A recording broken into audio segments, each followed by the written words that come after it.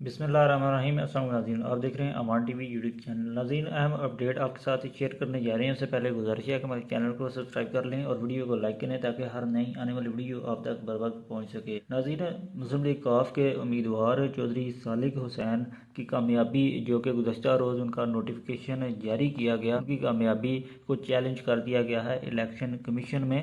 उनके मद्दे मुकाबल उम्मीदवार मोहतरमा कैसरा इलाही की जानिब से हल्का NA 64 और PP 32 के जो फॉर्म 47 के जो नतज हैं उन्हें चैलेंज कर दिया गया है इलेक्शन कमीशन में। और इलेक्शन कमीशन ने उनकी जो दरख्वास्त है उसे मंजूर करके दोबारा फॉर्म 47 दोनों हलकों से जारी करने का जो हुक्म दे दिया गया है। रिटर्निंग अफसरान को एक बड़ा हुक्म आया है इलेक्शन कमीशन की जानिब से और एक बड़ी खबर शेयर कर रहे हैं। मीडिया रिपोर्ट्स के मुताबिक इलेक्शन के जो नतज हैं उन्हें चैलेंज कर दिया गया है इलेक्शन कमीशन में। दोबारा जो है वो गिनती की जाएगी और जिसके बाद जो है वो दोबारा फॉर्म 47 जो है वो उन्हें मुरतब किया जाएगा। एक बड़ी खबर शेयर कर रहे हैं गुजरात के हल्का NA 64 और PP 32 से, जहाँ पर जो है नतज चैलेंज कर दिए गए हैं। PP 32 में चौधरी परवेज़ इलाही और चौधरी सालिक हुसैन मद्दे मुकाबले हैं और हल्का NA 64 में मोहतरमा कैसरा इलाही और चौधरी सालिक हुसैन मद्दे मुकाबल हैं। और अब देखना यह है कि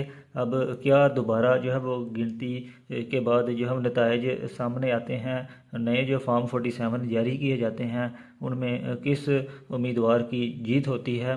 कमेंट बॉक्स में अपनी राय से हमें ज़रूर आगाह करें। अगली वीडियो तक के लिए दीजिए इजाज़त। अल्लाह हाफिज़।